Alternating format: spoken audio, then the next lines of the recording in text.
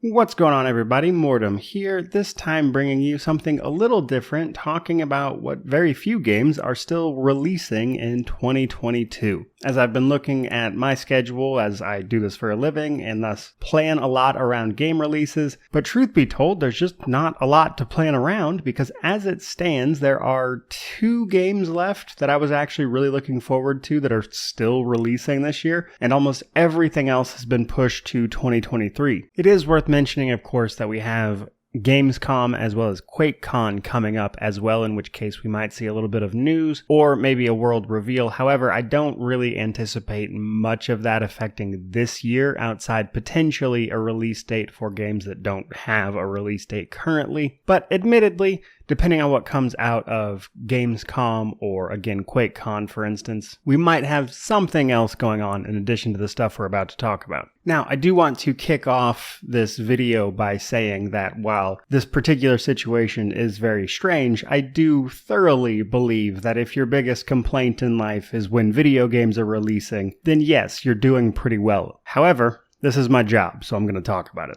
Now, these delays are caused by all sorts of things, pandemic-related issues that just slowed down development to a point that they're still seeing delays from it, as well as more current world events. But as it stands, the only 2 games releasing this year that I am genuinely excited for are Steel Rising and Evil West. Evil West just got a 2-month delay from September 20th to November 22nd, I believe, and Steel Rising is so far still releasing on September 8th. But beyond that, for me, primarily a PC player, as you probably know if you watch regularly, it's pretty sparse out here otherwise. Now, the console side of things will actually see a few other releases that will be pretty good. They, of course, get God of War in November if you're on PlayStation. And Xbox in particular is actually at the very least seeing a few re-releases of some already great games such as Pathfinder Wrath of the Righteous, which leaves PC and Xbox with a handful of more multiplayer focused games that I don't really play a ton of, or just re-releases hitting a new platform. And while of course we will have some indies released between now and then, needless to say it's looking like it's going to be a pretty light end of the year for gaming. As really there's only a couple of titles, and if you're not into those, then you're just kind of out of luck. So a couple of things on that. One, if you guys follow the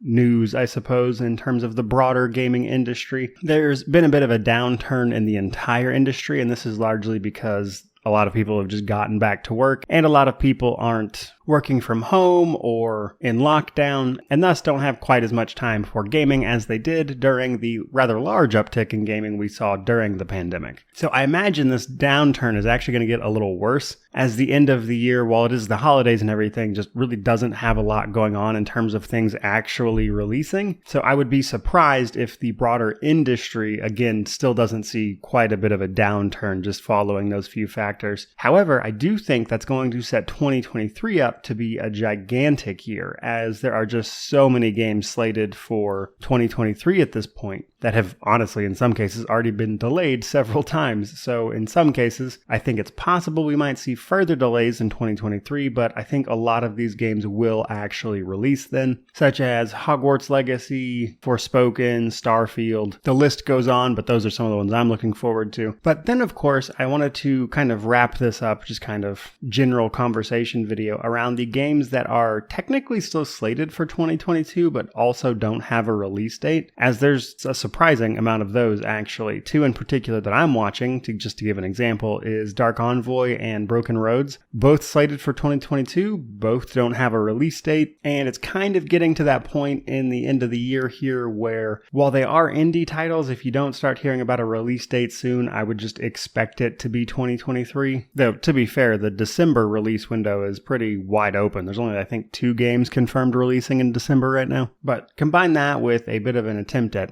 any sort of marketing, really, and you're getting to the point where those games with unannounced release dates just either will simply get a release date soon, or they're just not going to be released this year, would be my expectation. And I'm very curious to see how that pans out in a few cases, because a game like Dark Envoy, for instance, has already been delayed. It was supposed to release in 2021. Overall, I kind of just wanted to take a minute, sort of have this kind of broader conversational video about the industry as a whole, some things I'm noticing, and talk about the few games that we might actually still see in 2022, because it has been an incredibly weird year for gaming. On the back of many world events causing natural disruptions to all industries, not just development of video games. Nonetheless, as somebody who loves and reviews games all the time, I'm always just kind of excited to see where things go. But broadly speaking, while I think the rest of 2022 is going to be honestly pretty quiet in terms of video games, I do think 2023 is going to be a huge year for gaming. That's at least my official prediction here in August of 2022. Feel free to clip it, I guess. But that's pretty much all I got for you guys today. A little rambly, didn't have quite as many points to make, just something I wanted to talk about in general and kind of throw it out there. Regardless of all that, thank you for watching, especially if you listen to me ramble on. Hope you enjoyed it. I'd love to hear what you think about all this down in the comments section below, but regardless of any of that, truly, just thank you again.